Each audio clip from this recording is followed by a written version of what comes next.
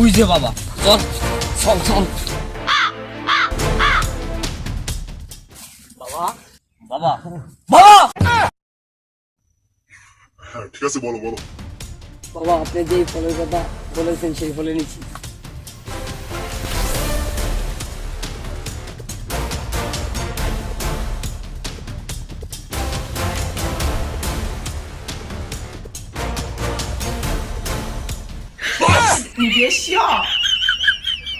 তোর ঘরে কি চলতেছে জানোস? তোর বউ পথ পুরুষের সাথে সম্পর্ক করতেছে।